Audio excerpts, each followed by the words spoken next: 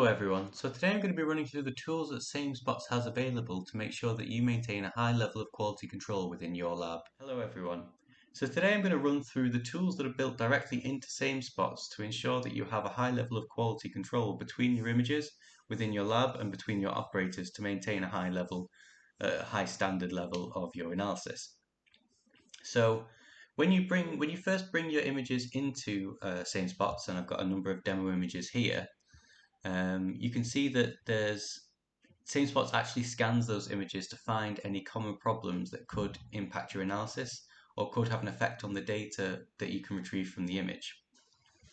Now, when we bring these images in, on the left-hand side, we've got the option to include or exclude them. So if you brought your images into this window and you found some images that weren't quite reaching the quality control parameters, you can exclude them from your analysis. Now, the quality control parameters are optional, they're informative, but they will not stop you analyzing an image. So you can still analyze images that don't meet the quality control criteria, but it will be flagged up to the operator that these images could perhaps be better, need to be recaptured, or there's something that could get in the way of your analysis and make your analysis not as rigorous as it could be.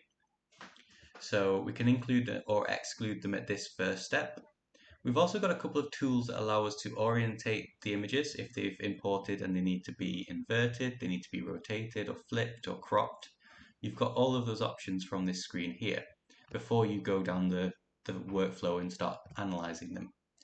Now, the quality control steps that SameSpots goes through, the tests that it runs, are below here in the bottom half of the screen. So as you can see, these images have all passed because these are demo images that I use frequently and are of good quality for those demos.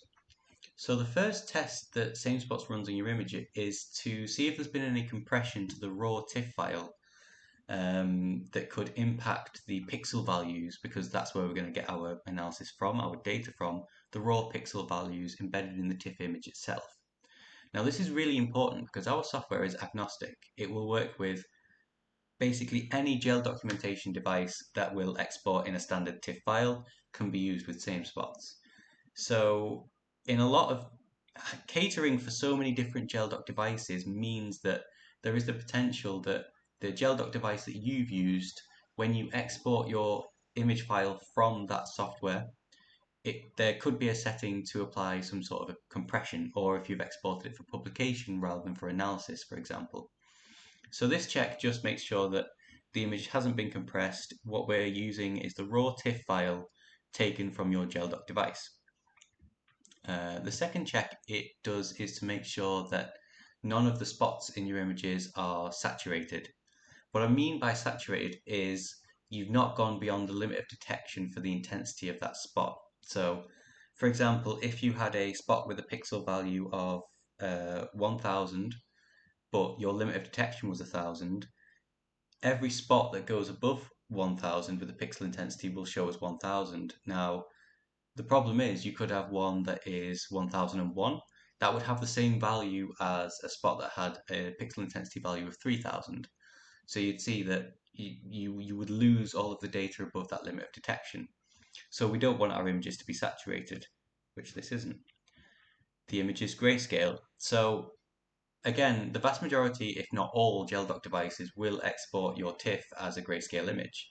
And SameSpots needs to use a grayscale image to pull the spots out of the image, because it works on the difference between the background and the spots. Your background being, once the background's been removed and normalized, set to 0, and your spots will be varying intensities compared to that. So this works best on a grayscale image. The intensity level data has a bit depth greater than 8. Now, the vast majority of modern gel documentation devices will export into a 16-bit TIFF image. Now, the importance of the bit depth of your image for analysis and for accurate measurement is the intensity level. An 8-bit image can have a pixel value for each individual pixel of range between 0, which would be white, pure white and no data, or 255, which would be as black as it could possibly be. Now, for every level, for every bit depth level above that, you get exponentially more pixel values that pixel could be. So you got a much greater range in which your data could lie. We recommend, and I believe every modern gel documentation device will export to 16-bit TIFF images. So with a 16-bit image, you can get around 65,000 different pixel intensity values per pixel. So it gives you this much greater range of sensitivity to detect small differences between different spots based on their pixel intensity value. So we would always recommend a 16-bit TIFF if your gel documentation device allows. If not, always go for the highest bit depth image you can, just to capture more data and have more sensitivity when it comes to do your analysis. 28% of the available dynamic range is in use, and that relates to just the dynamic range of your image and your imaging device. 27% of the available intensity levels are in use. And again, this relates to not having a saturated image. So of 100% of your dynamic range and 100% of your intensity levels, you're only using a small percentage. This doesn't really matter as long as it's not 100%, because as soon as it reaches 100%, you know that you've got the potential for data loss within either your data lies outside of the dynamic range of your device, or the intensity of some of your spots lies outside the detectable range of your device. And that's where you would lose data, and you wouldn't know. SameSpots also checks to see if your image has been altered in an image editing program. So this ensures that only the raw TIFF files have been used in your analysis. It means that if you try and use any image that's been doctored, SameSpots will detect that and warn the operator here at this step. And again, relating back to bit depth, the intensity level resolution is estimated to be 16-bit. Now, I know these images are 16-bit, so I expected that to be green, I expected that to be a tick. So as you can see, for all of the quality control elements built into SameSpots, these images all pass. And the histogram at the bottom just shows you how many pixels you have on the left-hand axis, and the range of pixel values on the bottom axis. So those are the number of pixels on the left, and then the intensity of the pixels on the bottom axis.